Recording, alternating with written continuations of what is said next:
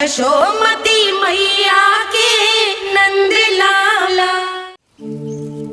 आप हमारे भी लल्ला का नामकरण कर दो ना।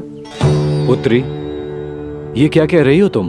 विनती कर रही हूँ और मेरी जे आग्रह अस्वीकार मत ही करो। आप दोनों भाइयों का नामकरण एक साथ हो जाएगा।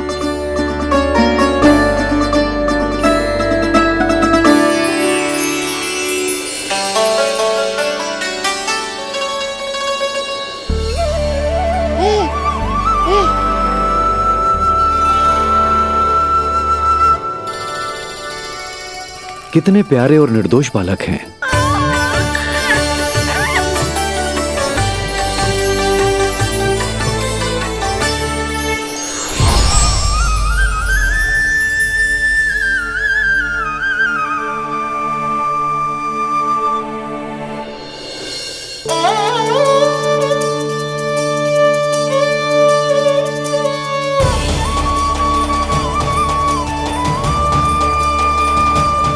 इन दोनों को देखकर गुरुदेव की आंखों में आंसू क्यों आ गए?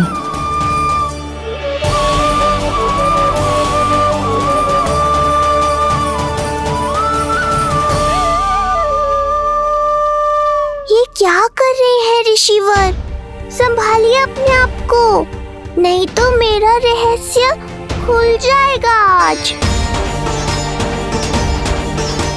अरे ऋषिवर, हाथ मत जोड़िए। इससे पहले कि गड़बड़ हो जाए, अपनी नमस्कार मुद्रा को आशीर्वाद मुद्रा में बदल दीजिए। बात को समझिए।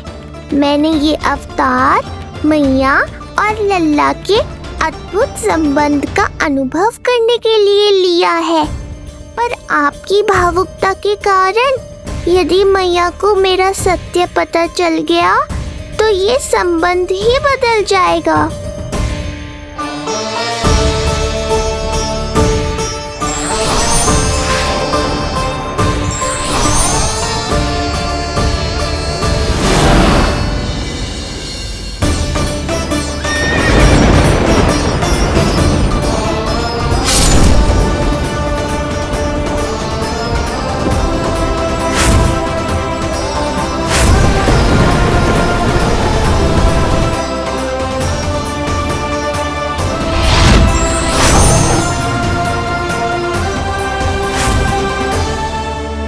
अब आप सब कुछ जान चुके हैं ऋषिवर, इसलिए अब मेरे सामने हाथ जोड़कर मेरे सत्य को उजागर मत कीजिए।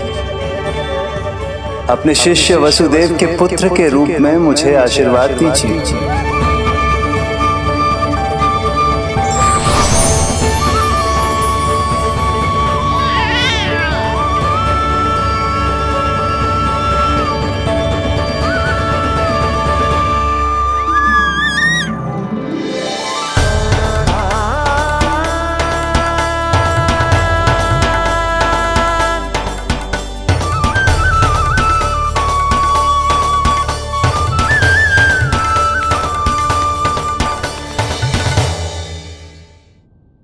ऋषिवर, आप मौन क्यों हैं?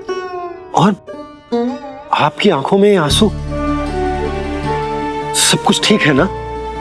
अब तो आप हमारे लल्ला का नामकरण करोगे ना? इन दोनों का नामकरण करना मेरा सौभाग्य होगा पुत्री।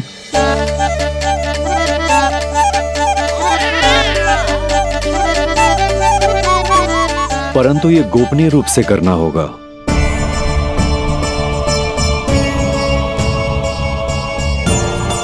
अवश्य ही स्वामी का आग्रह होगा, ताकि कंस की बुरी दृष्टि हमारे पुत्र पर ना पड़े। ये तो बहुत महान ऋषि हैं, इन्हें कंस के अत्याचारों के बारे में अवश्य पता होगा।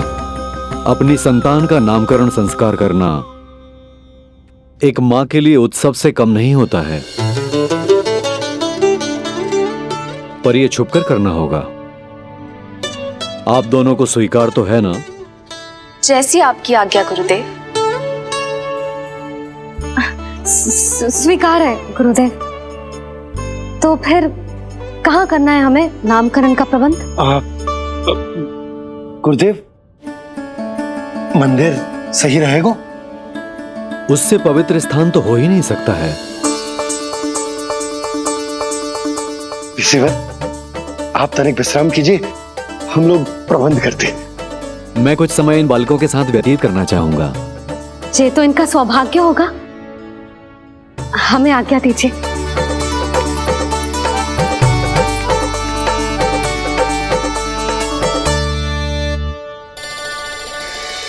प्रभु, स्वयं भगवान होकर भी आपको बंदी गृह में जन्म लेना पड़ा। अब अपनी मां को छोड़कर दूसरी मां के यहां पलना पड़ रहा है। जब से गोकुल आए हैं, छुप छुप कर रहना पड़ रहा है। इतनी नन्ही सी अवस्था में दुष्ट कंस के कितने ही आक्रमणों का सामना कर चुके हैं आप। और जिस उत्सव में सभी सप्तऋषियों और सभी देवी देवताओं को साक्षी बनकर आना चाहिए, उस नामकरण उत्सव को यहां एकांत में करना पड़ रहा है। क्यों प्रभु, इतने कष्टों को सहकर ये अवतार क्यों लिया है आपने? दुष्टों का नाश करने के लिए, धर्म की स्थापना करने के लिए और सबसे अधिक मैया की ममता का अनुभव करने के लिए। पर इसके लिए इतने कष्ट? मानव जीवन लिया है तो कष्ट तो उठाने ही पड़ेंगे ऋषिवर। मानव जीवन की आंच जला रही है, फिर भी आप मुस्कुरा रहे हैं प्रभु। ये कैसा अनोखा अवतार है। आंच में जलकर भी यदि मैं नहीं मुस्कुराऊंगा तो अपने भक्तों को क्या शिक्षा दूंगा मैं? आज एक कंस का प्रकोप है, भविष्य में सहस्रों कंस होंगे और आने वाले युगों में होंगे अनगिनत कंस। उस समय मेरे भक्तों को पता होना चाहिए कि अपने कष्टों को कैसे सहना है और धर्म के पथ पर अडिग कैसे रहना है।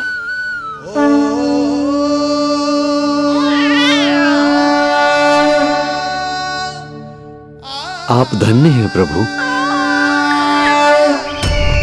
देखा अस्ति, जब सिंह दहाड़ता है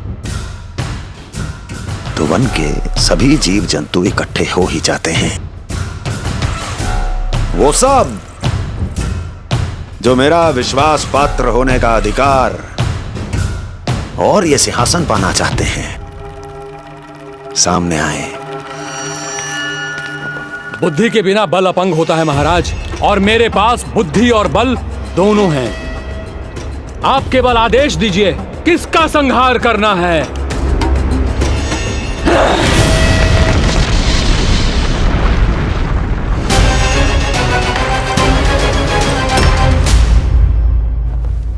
सारी तैयारी हो गई। बोलो। आप गुरुदेव को बुला लो, मैं रोहिणी जीजी और बालकों को ले आती हूँ। यशोदा, तुम रुष्ट तो ना हो ना मुझसे? मैं भला रुष्ट क्यों होने लगी? नहीं, तुम जो उत्सव बड़े धूमधाम से करना चाहती थी और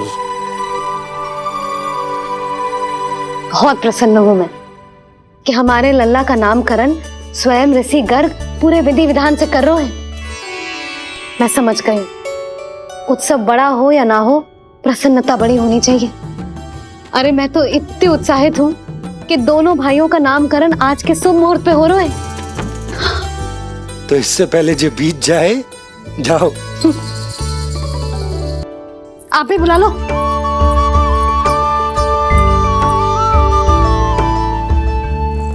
यहाँ सब के सब एक से बढ़कर एक है, तो फिर अपने कार्य के लिए किसका चुनाव सबसे पहले करूं? मेरा सामर्थ्य तो आपने अभी तक देखा ही नहीं महाराज। चुटकी बजाकर शत्रुओं का विनाश कर सकता हूं मैं।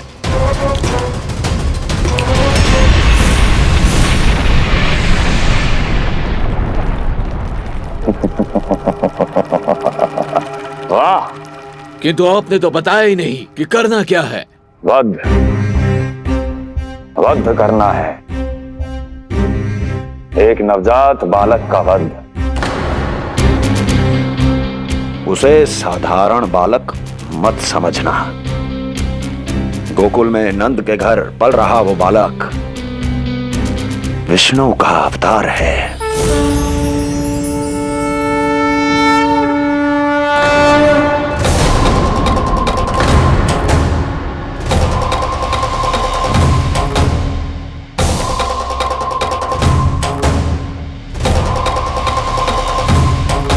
क्या हुआ? इतना सन्नाटा क्यों छा गया? क्षमा कीजिए महाराज, पर मैं नन्हे बालकों के साथ हिंसा नहीं करता। कृष्ण अवतार बड़ा छलिया है महाराज, मैं उसका मुख भी नहीं देखना चाहता।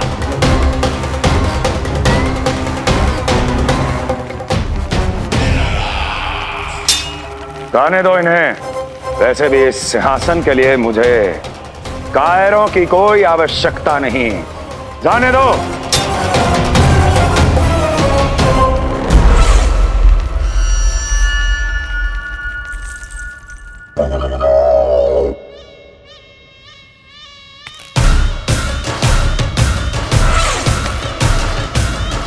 दुर्जय, क्या कहा था मैंने कहा था केवल वही आए जिनके हृदय में साहस का ज्वालामुखी धधकता हो, जिनकी तलवारें पर्वतों का सीना चीरने के लिए व्याकुल हो, जिनकी संकल्प शक्ति इतनी दृढ़ हो कि वो मृत्यु से टक्कर ले जाए। वही होगा इस सिंहासन का असली अधिकारी। महाराज,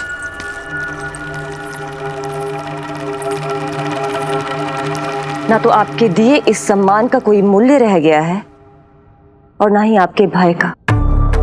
अभी अभी आपने ही कहा था ना कि जब वन में कोई सिंह दहाड़ता है तो उस वन के सभी जीव जंतु एक जगह एकत्रित हो जाते हैं, परंतु उसी वन में जब कोई बब्बर सिंह दहाड़ता है तो वही जीव जंतु भय के मारे इधर उधर भागने लगते हैं।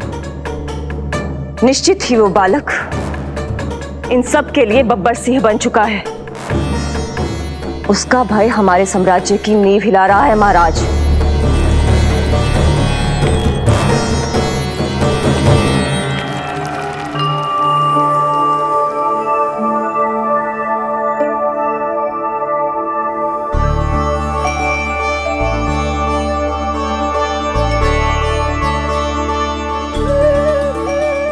हे नारायण, मेरा मार्गदर्शन कीजिए। हे मां सरस्वती, मुझे आशीर्वाद दीजिए ताकि मैं दोनों बालकों के लिए सर्वोत्तम नामों का चुनाव कर पाऊं।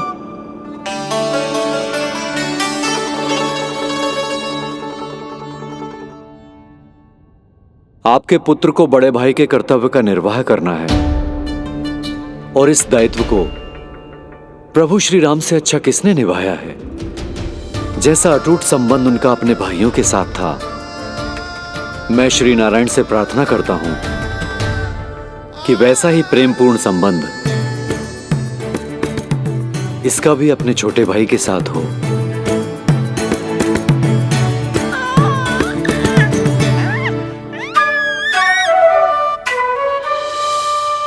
इसीलिए इसका नाम राम हो। इसीलिए इसका नाम राम, इसीलिए इसका नाम राम।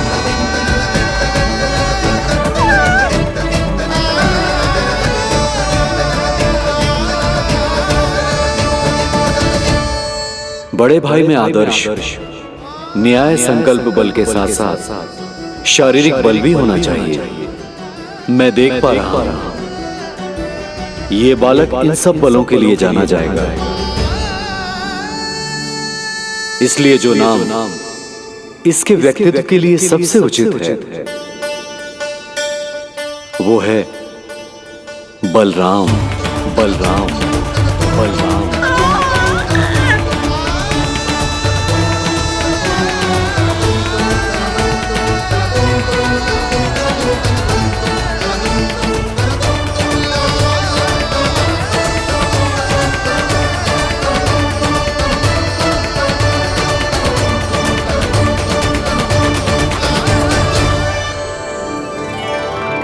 बलराम।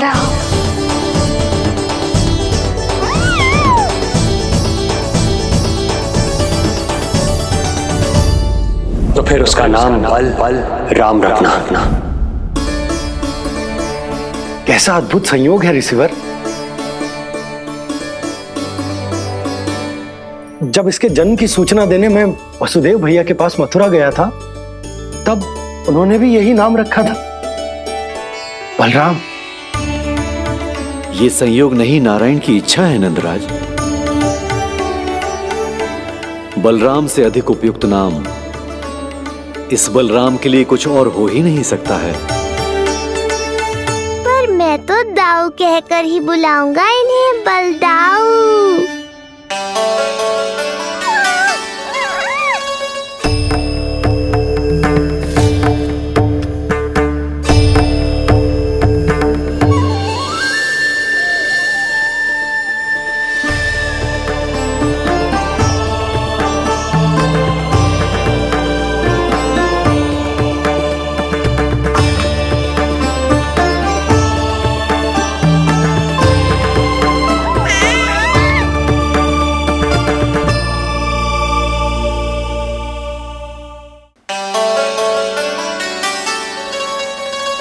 सुना पुत्र, आज से तुम्हारा नाम होगा बलराम। बलराम बलराम।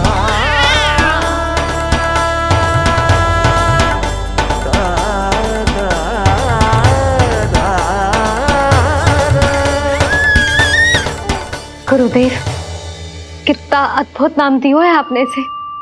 अब मेरे लल्ला को भी ऐसा ही कोई उत्तम सा नाम दे दो।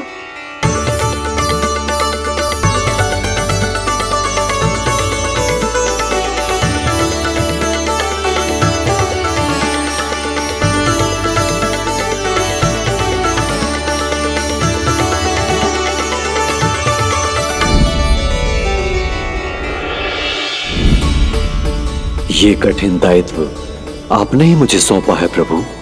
इसे निभाने की क्षमता भी आप ही दीजिए।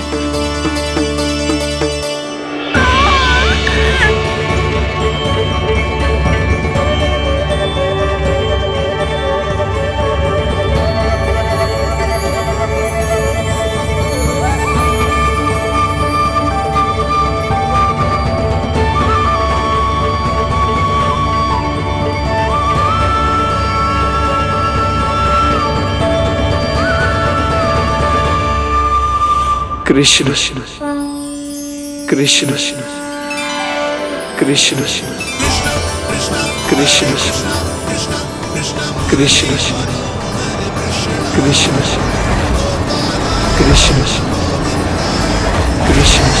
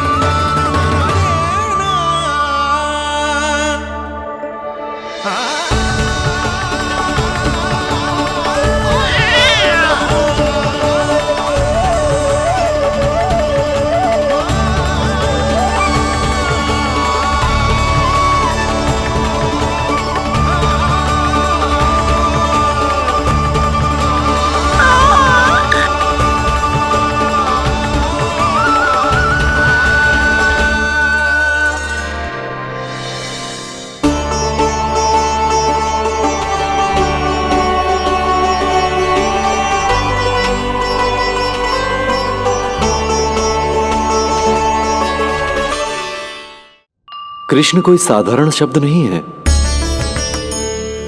ये अनेक विशेषताओं से भरा हुआ है। क बना है कमलकांत से, अर्थात वो जो श्रीपति विष्णु जैसा हो।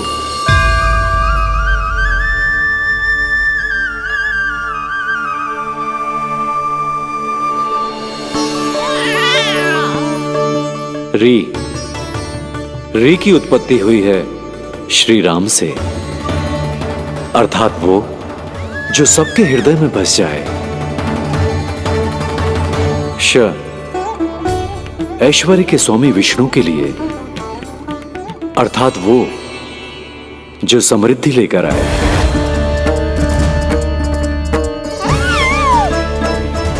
और ना है नरसिंह के लिए, अर्थात वो जो रक्षा करे। और अंत में आकार की मात्रा सूचक है अग्निदेव का, अर्थात वो जो स्वयं तप कर सबको पवित्र कर दे।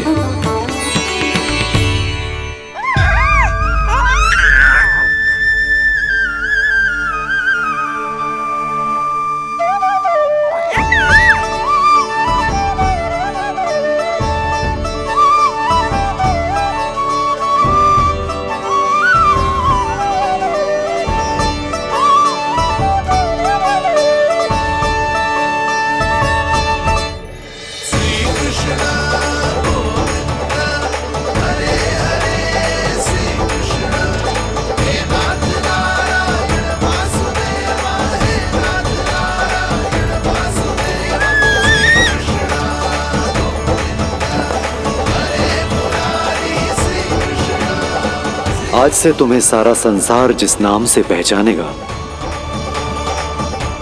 वो नाम है कृष्ण। वो नाम है कृष्ण। वो नाम है कृष्ण। वो नाम है कृष्ण। कृष्ण कृष्ण कृष्ण कृष्ण कृष्ण कृष्ण कृष्ण कृष्ण कृष्ण कृष्ण कृष्ण कृष्ण कृष्ण।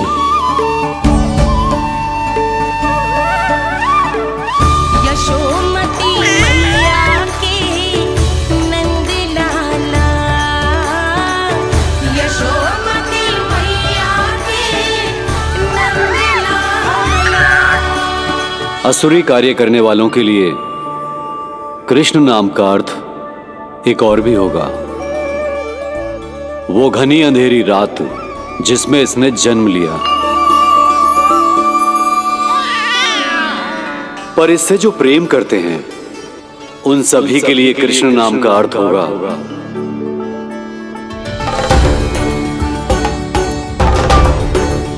अतुलनीय सुंदरता और अथाह प्रेम।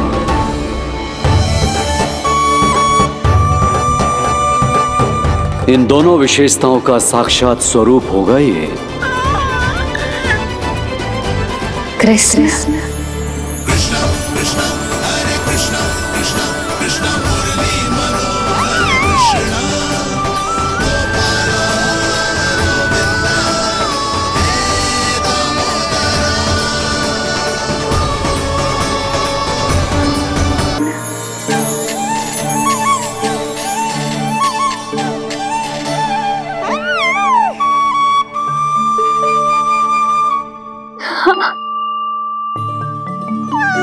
और जो मानवता के शत्रु हैं उनके जीवन में ये नाम अशांति, असुरक्षा, भय उत्पन्न करेगा, पर सात्विक प्रवृत्ति के व्यक्तियों के लिए ये नाम शांति, संतोष और सुख का सूचक होगा।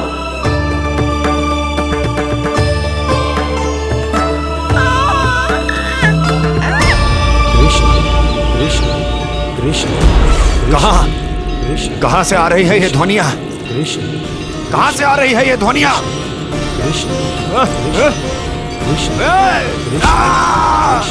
स्वामी महाराज,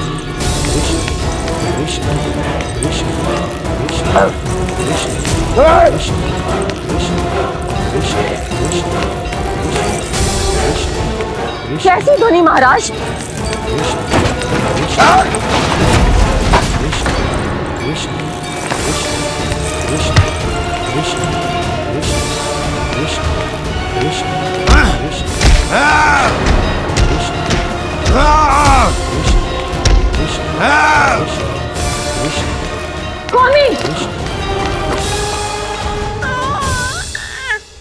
कृष्ण।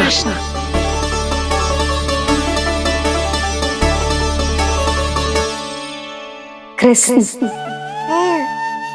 जे नाम अनंत काल तक स्मरण किया जाता रहेगा, जय तेरी मैया का आशीर्वाद। संसार मुझे कृष्ण बुलाए या नीलमणि कहकर पुकारे, मैं रहूंगा तो बस यशोमती मैया का नंद लाला। यशोमती मैया के नंद लाला, यशोमती मैया के नंद लाला।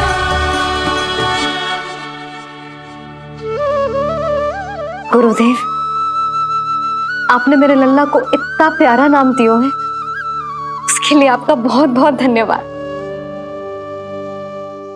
एक बार गोपियों को पता चलेगा तो देखना कैसे रटने लगेंगी मेरे लल्ला का नाम। इससे पहले कि आप सब बाहर जाकर किसी और को बताएं, एक कर्मकांड शेष है। नामकरण के बाद पिता को आशीर्वाद के रूप में कुछ न कुछ उपहार बालक को अवश्य देना चाहिए।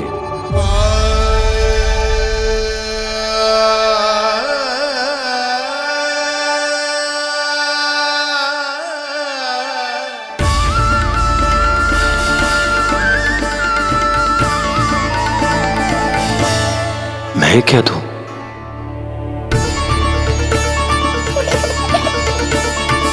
वासुदेव मेरे शिष्य हैं और उनकी अनुपस्थिति में यह दायित्व मैं निभाऊंगा।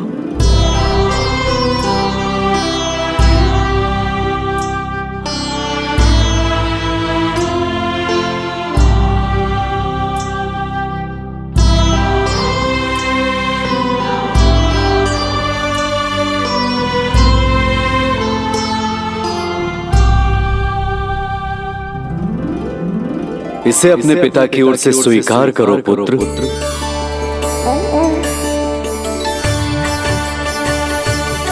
कल्याण हो।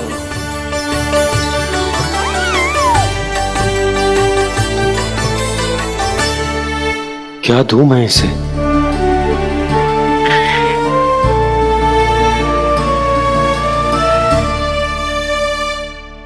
आप सोच क्या रहे हो? आशीर्वाद दो ना अपने कृष्ण को। अच्छा, सोच रहा हूं कि लल्ला को क्या दूं।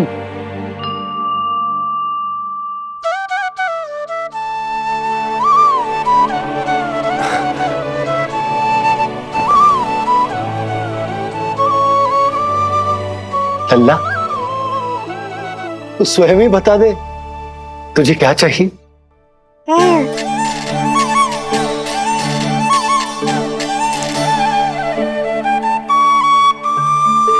देखो जी, लल्ला ने ही आपकी उलझन समाप्त कर दी।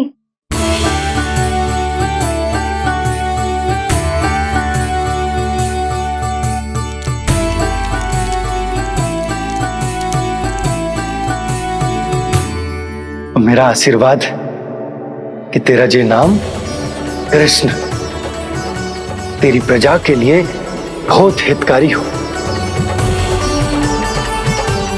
गुरुवर, आप भी इसे आशीर्वाद दें। जिनके आशीर्वाद से ये पूरा संसार संचालित होता है, उन्हें मैं क्या आशीर्वाद दूं?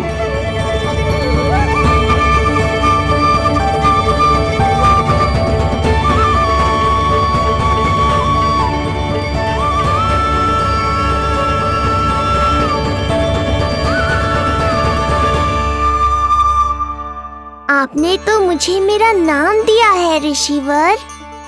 ये तो मेरा सौभाग्य था प्रभु कि आपने इस कार्य के लिए मुझे चुना। पर आपका कार्य अभी समाप्त नहीं हुआ ऋषिवर। एक विनती और है मेरी। आज्ञा दीजिए प्रभु, क्या करना होगा मुझे? बाबा को मेरी वास्तविक पहचान बतानी होगी आपको, और इन्हें इस बात के लिए मनाना होगा कि ये मैया को कभी भी मेरा सत्य पता ना चलने दे। पर प्रभु, मैं ये कैसे कर पाऊंगा? आप ही कर पाएंगे ऋषिवर, क्योंकि अब आप इस कृष्ण अवतार के मुख्य उद्देश्य को जानते हैं। बंद करो, बंद करो ये ध्वनिया। कौन सी ध्वनिया? ये ध्वनिया बंद करो, बंद करो। क्या सुनाई दे रहा है आप? ये शब्द जो मेरे कानों में गूंज रहा है। भरत जी, रुक जाइए। मुझे मारा।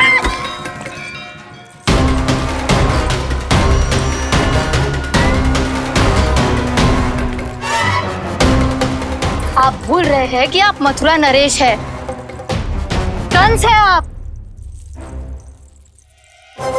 और किसी भी व्यक्ति, वस्तु या घटना से महाराज कंस इतने व्यथित नहीं हो सकते कि वो सुदबुद्ध खो बैठे। स्वयं को संभालिए महाराज। बंद हो गई, बंद हो गई, बंद हो गया वो स्वर, बंद हो गई वो ध्वनिया।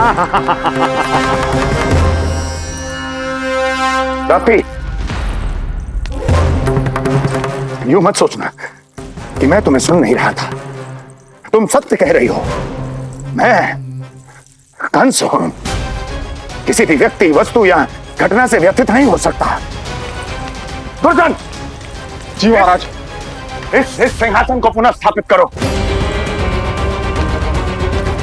यदि कोई भी योग्य इसे स्वयं सिद्ध करने नहीं आता तो मुझे पता है मुझे क्या करना है, कैसे उस दुष्ट बालक का संहार करना है। मैं भली भांति जानता हूं। ये दायित्व आपको ही निभाना होगा ऋषिवर। इससे 2 लाभ होंगे। एक तो मेरे बाबा कंस के कारण होने वाली चिंता से मुक्त हो जाएंगे और आवश्यकता पड़ने पर मेरी पहचान को मैया से सुरक्षित रखने में सहायता भी करेंगे।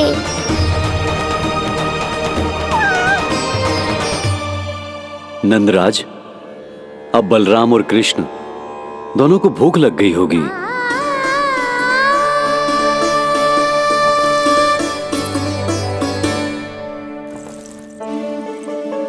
प्रणाम गुरुदेव। प्रणाम गुरुदेव।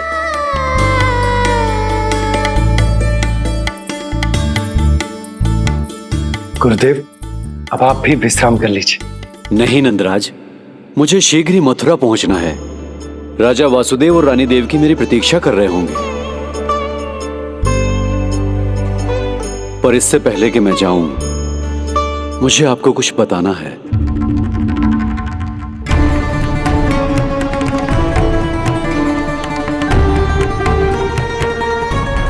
गुरुदेव, आपके ललाट पर बल पड़ गए। सब कुछ ठीक तो है ना? कहीं आप मुझे कंस के बारे में तो ना बताना चाहते? गुरुदेव, मैं जानता हूं कि कंस नवजात शिशुओं की हत्या करवा रहा है।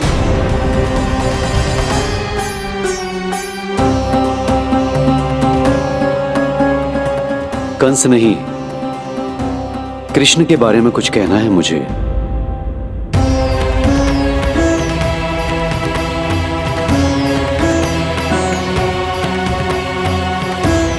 बताइए गुरुवर।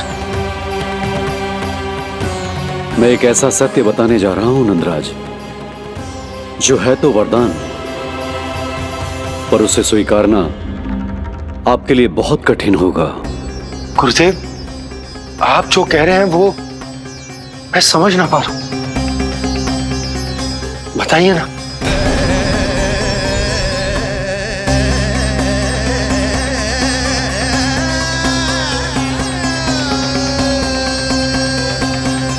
बताइए ना गुरुवर।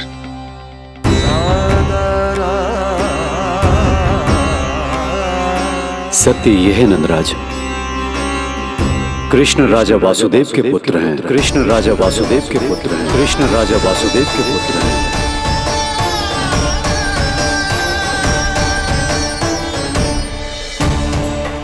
और वो कोई साधारण बालक नहीं है। स्वयं श्री हरि विष्णु के अवतार हैं और वो कोई साधारण बालक नहीं है। स्वयं श्री हरि विष्णु के अवतार हैं।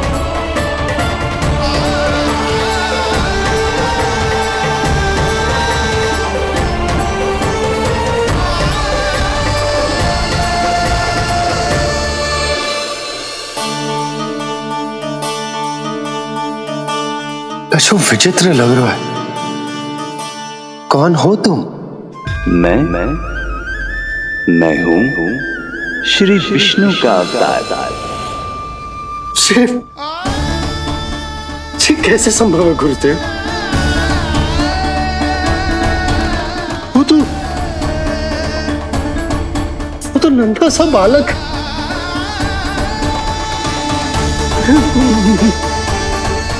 वो श्री नारायण का अवतार कैसे हो सकता है? और गुरुदेव, आप ये सोच भी कैसे सकते हैं कि वो मेरा लल्ला वसुदेव भैया का पुत्र है? यही सत्य है नंदराज। पिछले जन्म में मिले वरदान का फल है ये।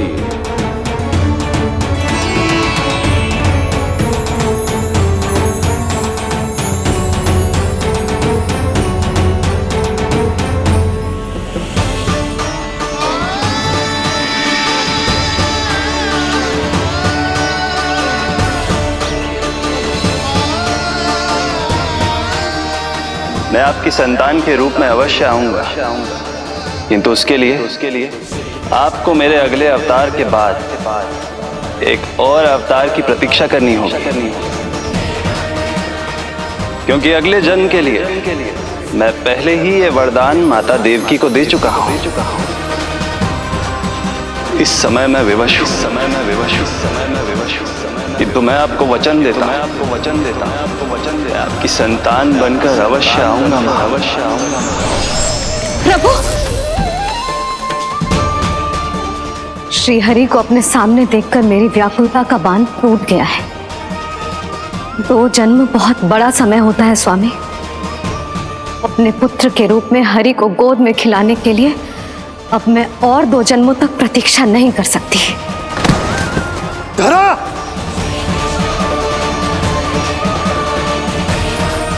माता देवकी को मैं पहले ही वचन दे चुका हूं, इसलिए विधि के विधान के अनुसार मुझे उन्हीं का पुत्र बनकर जन्म लेना होगा। किंतु आपकी आतुरता का अनुभव करने के बाद अब मैं भी आपका स्नेह पाने से स्वयं को और वंचित नहीं रख सकता। ये जो भी हो रहा है प्रभु की ही लीला है। कृष्ण के जन्म के तुरंत बाद भगवान विष्णु के आदेश पर वासुदेव जी के यहां आना पड़ा और आपकी और रानी यशोदा की पुत्री को अपने पुत्र के साथ बदलना पड़ा और इस तरह कृष्ण आपके और रानी यशोदा के पुत्र बन गए।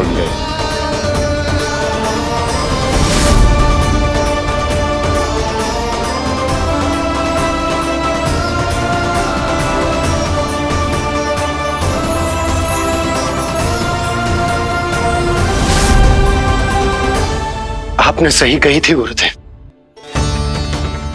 ये सुनने में तो वरदान ही लगता, पर इसे स्वीकार करना उतना ही कठिन। जब यशोदा को इस बात का पता चलेगा तो उसे कैसा लगेगा? अपने नाम का अर्थ अच्छे से सुनो है ना तूने? उसका हर एक अक्षर भगवान श्री नारायण से संबंधित है, जैसे उन्हीं का स्वरूप है तू। बस मैया, ये सत्य आपसे छुपा रहे, इसी कारण बाबा के लिए ये जानना आवश्यक है। फिर चाहे इसे स्वीकार करना उनके लिए कितना भी कष्टदायक क्यों ना हो। नहीं नंद, ये सत्य उन्हें आप नहीं बताएंगे।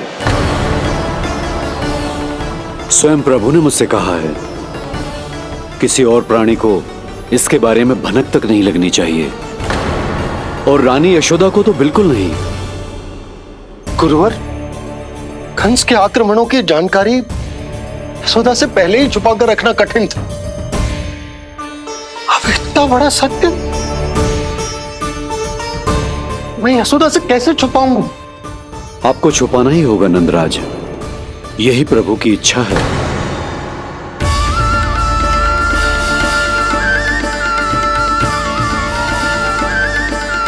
और क्यों गुरुवर? ताकि नारायण अपनी मैया की ममता का अनुभव कर पाए। यही तो उनके अवतार का मुख्य उद्देश्य है। मुख्य उद्देश्य? हाँ नंदराज, नर नारायण के अवतार में अपनी तपस्या करते समय प्रभु ने जो अनुभव किया था, उसके कारण ममता के सुख का अनुभव करने के लिए प्रभु व्याकुल हो उठे थे। ऐसा क्या हुआ था, मुझे भी बताइए।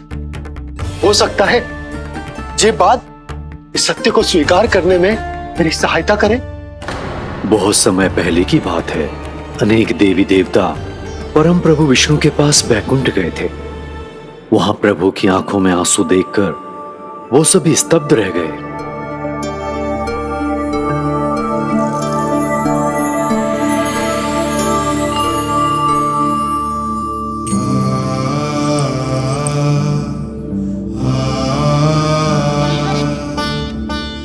प्रभु, आपकी आंखों में आंसू?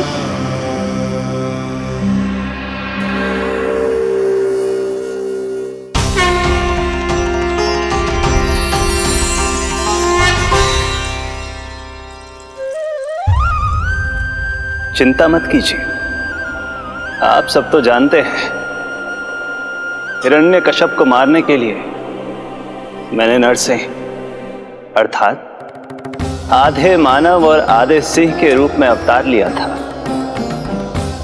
उस राक्षस का वध करने के बाद नर और सिंह दोनों भागों ने अलग अलग होकर नर और नारायण के रूप में पुनः जन्म लिया। वर्तमान में वो दोनों बद्रिकाश्रम में तपस्या कर रहे हैं।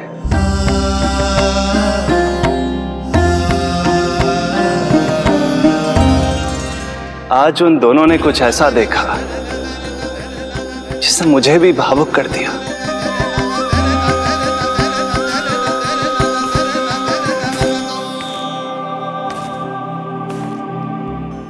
सखा, ये युवक कौन है? निकट के एक गांव के धनी व्यापारी का पुत्र है ये। प्रत्येक संध्या वन के उस पार ये अपनी प्रेयसी से मिलने जाता है और फिर रात्रि भर उस नर्तकी के साथ सहवास करने के बाद सुबह अपने निवास को लौट आता है। यदि यही इसका नित्य क्रम है तो फिर आज ये इतने तनाव में क्यों है?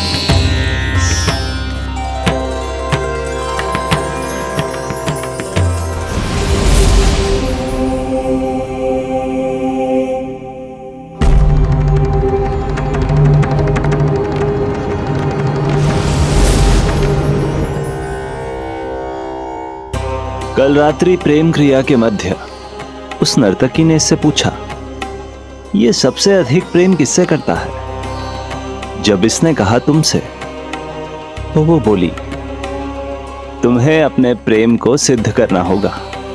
अपनी मां के हृदय को उसके तन से अलग कर मुझे सौंपना होगा। मां का हृदय?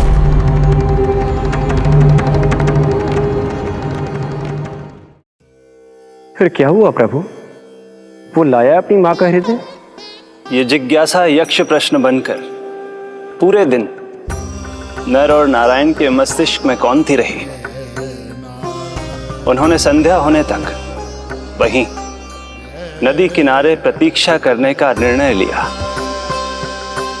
ताकि वो ये जान सके कि क्या वो युवक अपनी क्रूर प्रेयसी को छोड़ेगा या वासना में अंधा होकर अपनी ही माता की हत्या करने का जघन्य अपराध करेगा। अब उसके वन पार करने का समय बीत चुका है। युवक ने विवेक का परिचय दिया है सखा। हे प्रभु, आपका कोटि कोटि धन्यवाद।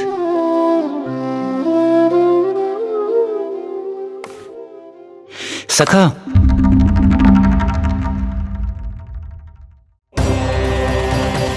सखा मुझे बताओ, जो अकल्पनीय था कहीं वो घट तो नहीं गया?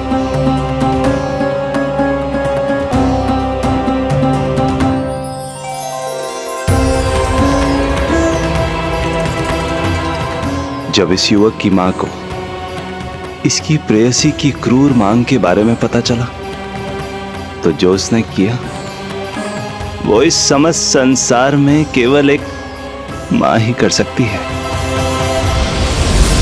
बस इतनी सी बात?